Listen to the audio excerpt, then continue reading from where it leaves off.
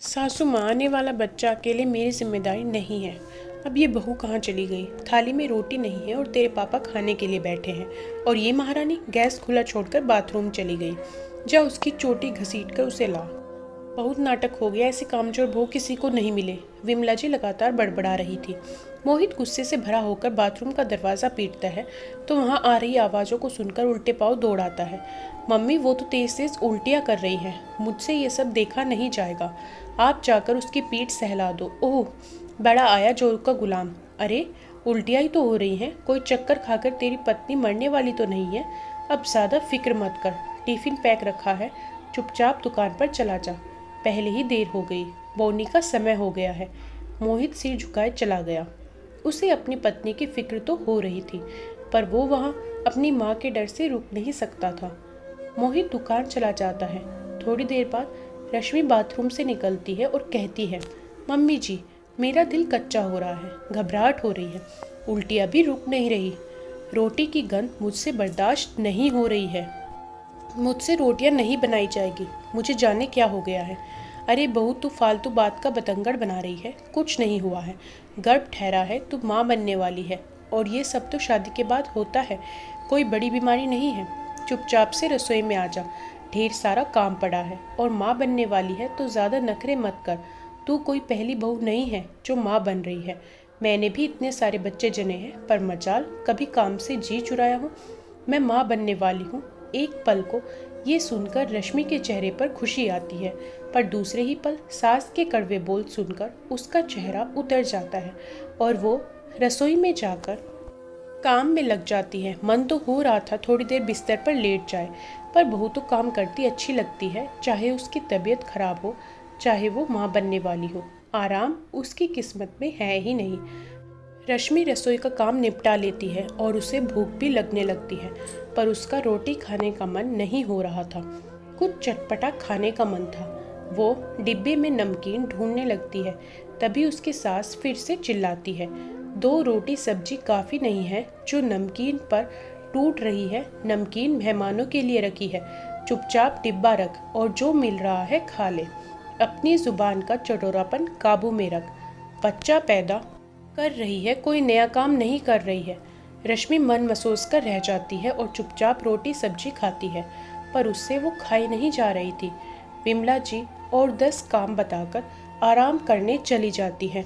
वो अपनी सास के कमरे में जाकर कहती हैं, मम्मी जी, एक बार जाकर डॉक्टर को दिखा आते हैं, चेकअप कराना भी ज़रूरी है। इसमें डॉक्टर क्या करेगा? मैंने भी तो बच्चे जने हैं, एक के समय भी डॉक्टर के पास नहीं गई। सब पैसा लूटने के चोचले हैं। अभी 3 महीने तो होने दे, फिर दिखा आना। रश्मि मोहित को फ़ोन पर यह खुशखबरी देती है और शाम को आते वक्त गोलगप्पे लाने को कहती है। मोहित गोलगप्पे लेकर आ जाता है, पर विमला जी घर में तूफान मचा देती है। कभी माँ की पसंद की तो कोई चीज़ नहीं लाया और आज पत्नी के आते ही उसकी पसंद की चीज़ लाया है। तेरी पत्नी ने तो अभी बच्चा पैदा भी नहीं किया और मैंने तुझे पैदा करके इतना बड़ा भी कर दिया। मोहित चुप हो जाता है। वो अपनी माँ से ज़्यादा कुछ नहीं कहता है। रश्मि को 3रा महीना लग जाता है, पर उसकी तबीयत ठीक नहीं रहती है। 3रे महीने मोहित उसका चेकअप भी करवा कर लाया था। डॉक्टर ने कुछ जांचें लिखी थी, वो करवाने पर हीमोग्लोबिन कम आया था और कमजोरी होने के कारण डॉक्टर ने आराम करने को बोला था। पर विमला जी के गले ये बात उतर नहीं रही थी। दोनों समय तो 4-4 रोटी खा लेती है, फिर कैसी कमजोरी शरीर में है। मैंने भी बच्चे पैदा किए हैं, मुझे तो कभी कमजोरी महसूस नहीं हुई। 2 घड़ी आराम नहीं किया। सुबह से लेकर रात तक चक्कर गिननी की तरह काम करती थी, पर ये आजकल की बहुएं एक बच्चा करने में ही ससुराल वालों को चक्कर गिनने की तरह घुमा देती हैं। ये खिलाओ, वो खिलाओ और इन्हें बिस्तर पर बस आराम करना है, पर मैं ऐसा नहीं होने दूंगी। देख रश्मि, तू गर्भ से है और इस परिवार को बच्चा देना तेरा फर्ज है, इसलिए तू तो हमें एक अच्छा सा गोलू मोलू सा लड़का पैदा करके दे दे। बस इसीलिए तो तुझे ब्याह कर लाए थे कि तू हमें वारिस दे देगी, और ये क्या हर बात में मोहित को घसीट लेती है। बच्चा तुझे पैदा करना है, मोहित को नहीं। उसे तो दुकान पर काम करने दे, 2 पैसे कमा कर लाएगा तभी तो घर चलेगा और तुझे रोटी मिलेगी। रश्मि भी अपनी सास के सामने कुछ भी बोल नहीं पाती है और मोहित भी माँ के आगे डरा सहमा रहता है। एक दिन रश्मि सुबह रसोई में सलाद काट रही थी और फिर प्लेट में लेकर खाने लगी तो सास ने हाथ रोक लिया। सारी कच्ची सब्जियां तू ही खा लेगी तो पकाएगी क्या? मम्मी जी, अब मुझे 6ठा महीना लग गया है और डॉक्टर ने खूब सलाद खाने को कहा है। पहले तो उल्टियों की वजह से मैं कुछ खा नहीं पाती थी, पर अब तुझे भूख बहुत लगती है और मेरा वजन भी बढ़ रहा है, तो डॉक्टर ने कहा है कि रोटी कम खाओ और सलाद और फल ज़्यादा खाओ।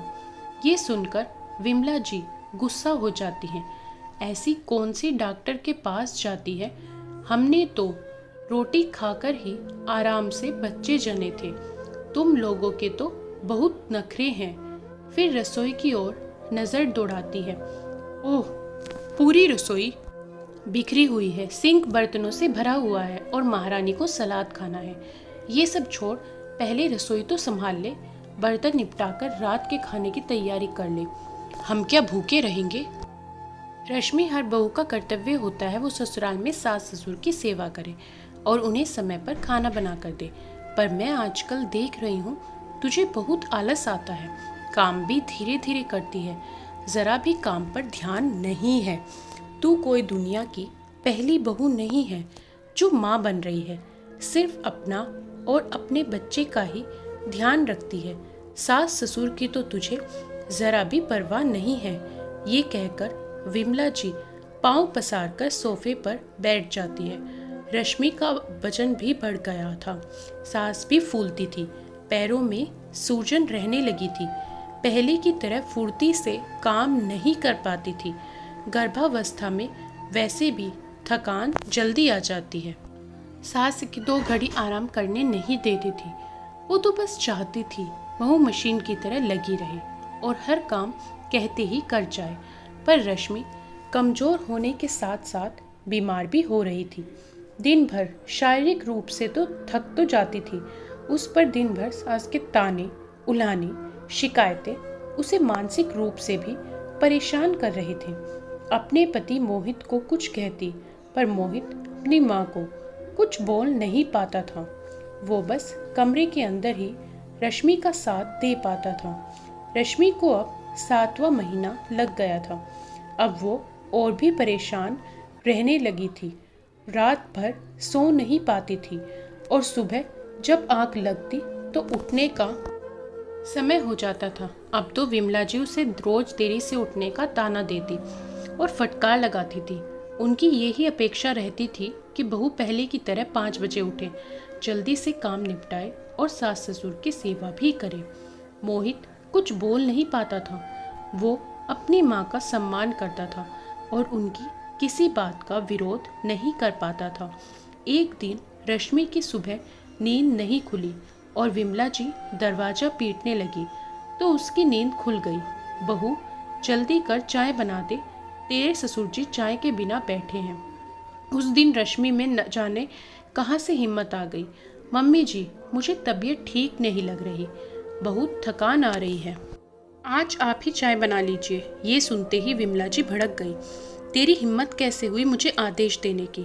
तू ही चाय बनाएगी और ये सब बहू का काम होता है, सास का नहीं। बच्चा पैदा करने के नाम पर अच्छा काम न करने का बहाना बनाया है। मम्मी जी, ये बच्चा अकेले मेरा नहीं है, तो इस बच्चे को पैदा करने की जिम्मेदारी भी अकेले मेरी नहीं है। आपका बेटा भी इसका बराबर जिम्मेदार है, तो उसे भी जिम्मेदारी लेनी चाहिए। और ये आपके खानदान का है, आपका अंश है, तो आप सबकी भी जिम्मेदारी बनती है कि आप मेरा और होने वाले बच्चे का ध्यान रखें। ये बच्चा आपका भी कहलाएगा, तो आप सबका फ़र्ज़ नहीं बनता है कि आप अपने परिवार में आने वाले बच्चे का ध्यान रखें। इसको लाने की सारी पीड़ा मैं सहन कर लूँगी, पर आप जिस तरह की मानसिक और शारीरिक पीड़ा मुझे दे रही हैं वो मुझसे सहन नहीं होती है। आपका बेटा भी कुछ करना चाहता है तो आप उसे भी करने नहीं देती हो। ये बच्चा मैं अपने मायके से नहीं लाई हूँ, बल्कि ये बच्चा इसी घर का है। आप लोगों को ये समझ क्यों नहीं आता कि जब बच्चे की माँ इतनी तकलीफ झेलेगी तो होने वाला बच्चा कैसे स्वस्थ होगा। माँ के तनाव का असर बच्चे पर भी तो पड़ेगा। माँ खुश नहीं रहेगी तो बच्चा कैसे खुश रहेगा।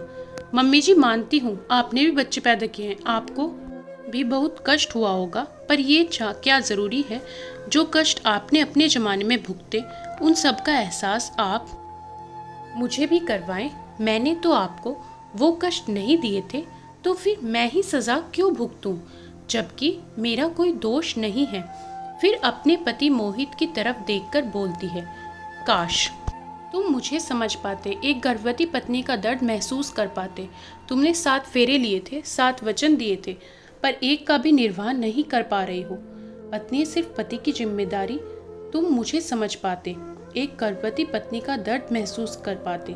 तुमने 7 फेरे लिए थे, 7 वचन दिए थे, पर एक का भी निर्वाह नहीं कर पा रहे हो। पत्नी सिर्फ पति की जिम्मेदारी होती है, किसी और की नहीं।